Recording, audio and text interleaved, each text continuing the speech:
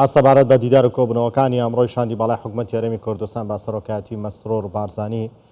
بۆ چارەسەرکردنی کێشەکانی نێوان حکوومەتی عێراق و هەرێمی کوردستان گفتوگۆکەین لەگەڵ بەڕێز ڕەحیم عەبوودی سەرکردە لە ڕەوتی حکمە لە نەجەفەوە لەگەڵماندا. بەڕێز ڕەحیم عەبوودی سڵاوتان لێبێتۆم، کاتتان باش. لە ماوەی ڕابردوودا سەبارەت بە کێشەڵپەسێدراوەکانی نێوان هەرێمی کوردستان و حکوومەتی فیدراڵ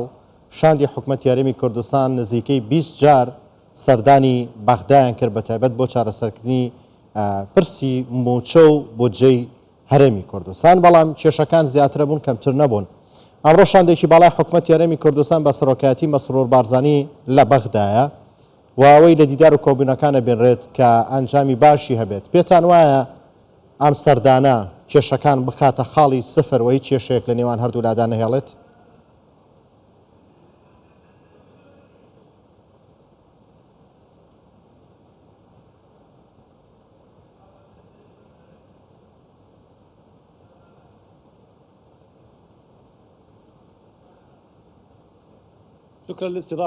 زۆر سپاس بۆ میوانداریکردنم. شەوتان باش و یادی کۆچی دوایی پێغەمبەر درودی خوای لەسەر بێ لێرە دەکەمەوە. لە ڕاستیدا ئەم سەردانە بە دڵنیاییەوە جیاوازە و گۆڕانکاری بەسەر مێزی گفتوگۆکاندا دەهێنێت، کاریگەری لەسەر ڕووداوەکانی پێشوو ڕووداوەکانی داهاتوش دەبێت. ئەمڕۆ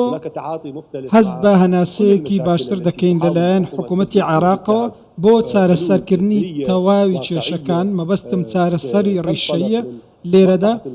بۆ ئەوەی بتوانن بەرژەوەندی هاوڵاتی عێراقی و بەرژەوەندی گشتی گەلانی عێراقی و خزمەتکردنی هاوڵاتی بێنینە ئارەوە، بۆ ئەوەی هاوڵاتی دوجار بتوانێت لە ئاستێکی جیاوازی بژێویدا بێت، ئاستێکی باشتری ژیانی هەبێت لە هەموو لایەنەکانەوە. بۆیە تەواوی ئەم شتانە ناکرێت لە بیر بکرێن. ئەم شتانەش بەبێ هەبوونی نیازپاکی و مێزی گفتوگۆ بەڕاستی نایێتە ئاراوە. پێویستە هەردوو لە دەستبەرداری کۆمەڵێک شت بن بۆ یەکتری. بۆیە ئەم پرۆسەی هەیە پێویستی بە دیدگای جیاواز و پێویستی بە پێشبینیە لەلایەن هەردوو لاوە، چونکە بەرژەوەندی گشتی ئەوە دەخوازێت چارەسەری ڕیشەیی هەبێ لە نێوان هەردوو لاو. ئەمەش ڕوونەکە لە هەموو حکومەتەکان پێشوازی لێکرێت. ئێستا هەست بەو نیازپاکی ئەکرێت لە لایلانە سیاسیەکانی عێراق بەرامبەر هەرێمی کوردستان بۆ چارەسەرکردنی کێشەڵپەسێدراوەکان بە تایبەت پرسی بودجە و موچە، چونکە ئێوە لە عێراقن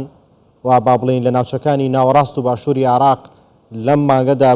ئێوە فەرمانبەرانتان موچەی مانگی 9 وەرەگرن، بەڵام لە هەرێمی کوردستان تا ئێستا فەرمانبەران موچەی مانگی 7 و 8یان وەرنەگرتووە، چاوەڕێژ ناکەن، نازانن 9 وەرەگرن یاخود وەری ناگرن.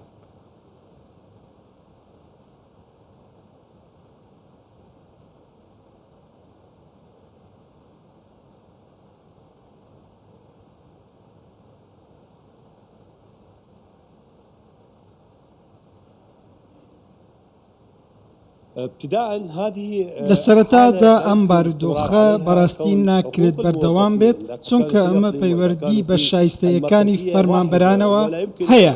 جاچ لە حکوومەتی فیدراڵی بێت یاخود لە هەرێم بێت، ناکرێت کەمتەرخەمی بەرامبەر بە فەرمانبەران بکرێ لەسەر بنەمای جوگرافیا. پێویستە بەڕێوەبردنی دارایی موچەکان یەک سەرچاوەی هەبێت، پێویستە داهات و گومرگەکانی یەک سەرچاویان هەبێت. تەواوی دەستگاکانی دیکەی حکوومەت نەک ئەمە ئەم شتەیە کە وا دیارە حکوومەتی هەرێمی کوردستان و حکوومەتی فیدراڵی بە دوایدا دەگەڕێن، دەیانەوێت بەڕێوەبردنی دارایی ڕێک بێخنەوە بۆ ئەوەی بتوانن هەردوو لە موچەکان بەبێ دواکەوتن و بەپێی خشتە دابەش بکەن. بەڵام ئێوەش باش دەزانن کە چەند کەڵەکەبوونێکی زۆر هەن لە بواری بەڕێوەبردنی دارایی و گومرگەکان. بۆیە بابەتی بودجە و کێشەیە کە ئێستا هەیە پێم وایە هەرێمی کوردستان و عێراق کێشەی کێشیان لە بەرامبەر ئەو بڕیارانە هەیە کە دەرچووە لەلایەن حکوومەتی فیدرالی یاخود بڵین ئەوەی لە دادگای فیدرالیەوە هەیە بۆڵام بە هەر حاڵ ناکرێت موچەکان دوا بخرێن ئەمە شتێکی مرۆیی نییە و حکوومەت جددیە دەیەوێ ئەم کێشەیە چارەسەر بکات پێشم وایە ئەم شاندەی کوردی کە سەردانی بەغدای کردووە بۆ گفتوگۆ و چارەسەرکردنی کێشەی ڕیشەیە بۆ ئەوەیە کە بتوانن دەرەنجامی زۆر باش بەدەست بێنن بەم نەفەسەی کە ئێستا هەیە ئەم گفتوگۆیانە کاری ڕاستەقینەن بەڕاستی دیدگای هاوبەش لە نێوان هەردوولا دروست دەکەن بۆ ئەوەی بەڕێوەبردنی دارایی دووبارە ڕێک بخنەوە 2000 ئێمە هەمومان لە سایەک عراقدا دەژین. بەڵێ کێشەکانی نێوان هەرێمی کوردستان و حکوومەتی فیدرال ڕەنگە تەنها کێشەی بۆ جەوموچە نەبن کێشەی مادەی 100 لە چەند کێشەیەکی دیکە هەیە بەڵام پێتان وانە هەر کێشێک لە نێوان ئەم دوولانەدا هەبێت هێندە ئاڵۆز و گەورە نین کە چارەسەر نەبن بە گفتوگۆکرێ هەموو شتێ چارەسەر بکرێ.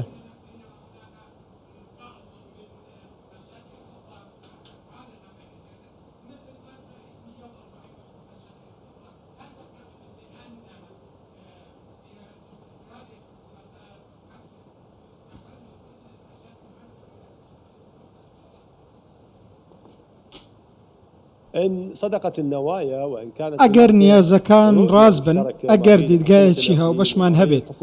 لە نێوان حکوومەت یاریمی کوردستان و حکوومەتی فیدرالی و هەروەها بڕیارێکی سیاسی هاوبەش و کارا هەبێت لە هاوپەیمانی ئیدارەی دەوڵە من دەتوانم بڵێم تەواوی کێشەکان چارەسەر دەکرێن هەموو ئاڵنگاریەکان ئاسان دەبن و زۆر بە ئاسانی تێدەپەڕێندرێن و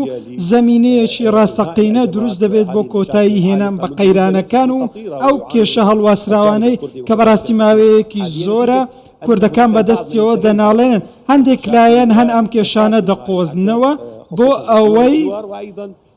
بەرژەوەندی خۆیان بپێکن بە تایبەتی وڵاتانی دراوسێ و ئەجەندای دەرەکی بۆیە هەموو لایەک دەیانەوێت کێشەکان چارەسەر بکرێن و بتوانین بەیەکەوە لە یەک بازنەی سیاسیدا بمێنینەوە و کێشەکانمان چارەسەر بکەن ئەم حکوومەتە حکوومەتێکی جددیە بە دوای چارەسەری کارا دەگەڕێ لە بادەی 140 و تەواوی کێشەکانی تریش لە دەرکردنی نەوت و لە بڕێوەبردنی نەوت و تەواوی ئەو کێشانەی دیکە بۆیە داڕشتنی یاسای نەوت و گاز پێویستە بەڕاستی جێبەجێ بکرێ جێبەجێکردنیشی پێویستی بە نیازپاکی و دەربڕینی ڕای هەردوو لایە بەڕاستی پێویستە متمانەی نێوان خۆشمان بەهێز بکەینەوە هەردوو لا ڕێخۆشکەری بکەین بۆ ئەوەی بتوانین خاڵ لەسەر وشەکان دابنین. بەڵێ سەرۆکوەزیران مەسرور بارزانی لە لێدوانێکیدا داوای هەمواری لە هەندێک لە بڕگەکانی پرۆژە یاسایی بۆجە کردووە دەڵێت بە هەموارکردنیەم یاسایە بە بەشێک لە بڕگەکانی دەکرێت کێشە سەرەکیەکانی نێوان حکوومەتی عراق و حکوومەتی هەرێمی کوردستان لە بارەی شایستەدارەکانی هەرێمی کوردستان بگەنە خاڵی سفر هیچ کێشەیەک نەمێنێ ئێوە پێتان وایە لانە سیاسیەکانی عراق تا چەند لەگەڵام پرسن؟